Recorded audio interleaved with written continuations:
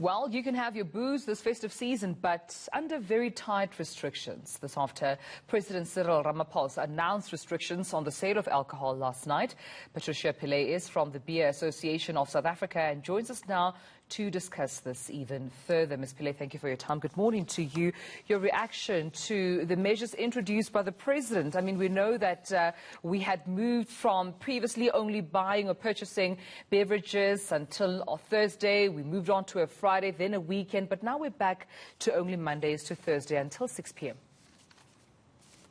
I think it's really a reasonable outcome. I think that we have to do the right thing in terms of balancing lives and livelihoods. So the Monday to Thursday with the trading hours until 6 o'clock for retail, I think it is fair. People on the way home can get their alcohol and then be at home, social distance, and avoid gatherings. I think for me, in terms of also with regards to the hotspot areas, I think it is the right thing to do to avoid the further spread. So we do think it's quite a reasonable outcome that we've got from the President. Yeah, and that's just with regards to off-consumption, off-site consumption, rather, when you purchase those beverages. In terms of restaurants, I mean, what effect do you think this new measure and restriction will have?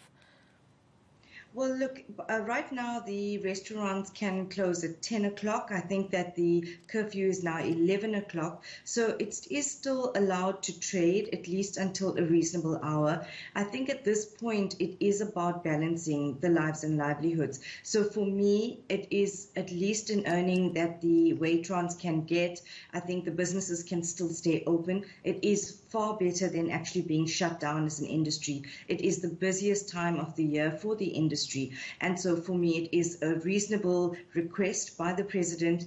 I think that we have kept the economy open. We are able to still thrive. We are hoping that patrons will be responsible during this time. I think that we can frequent these institutions, be responsible, and like the President has said, these will be reviewed. Right. And speaking of responsibility and the balance between lives and livelihoods, what message and awareness have you been driving as industry? Because we've seen different, establishments being criticized for still having a lot of patrons there, not social distancing, nor wearing masks. We still see, concerns coming from government around those still not adhering to lockdown regulations, especially where alcohol is concerned. Any awareness campaigns that you've been driving, messages you've been driving to ensure that your clients, customers and consumers continue to be responsible?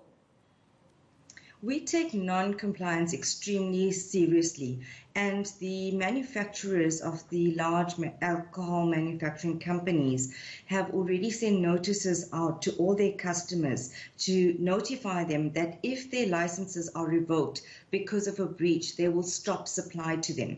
And this is how seriously we take this. So we are working with the liquor authorities to make sure that we understand whose licenses have been revoked. Also, we are monitoring these outlets. Our reps are on the ground.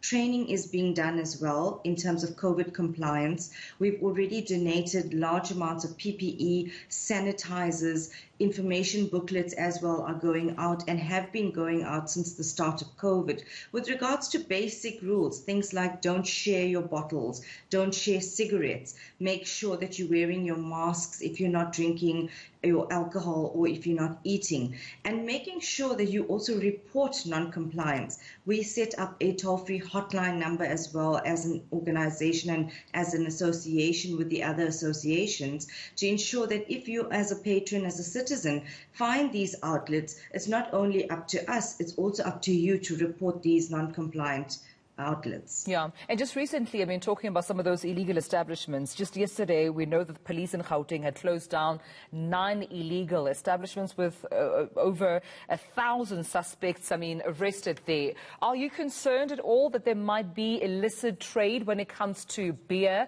and alcohol during this time, specifically between Friday and Sunday, when there will be no legal sale of alcohol?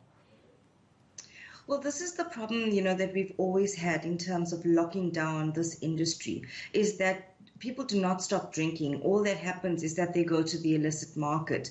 And this is why we always say that no trade, some trade is better than no trade. And so it is a big concern. And part of the reason why we set up the hotline initially was to report this illicit trade behavior. And we then extended it to regards to reporting non-compliance. So it is a big concern for us.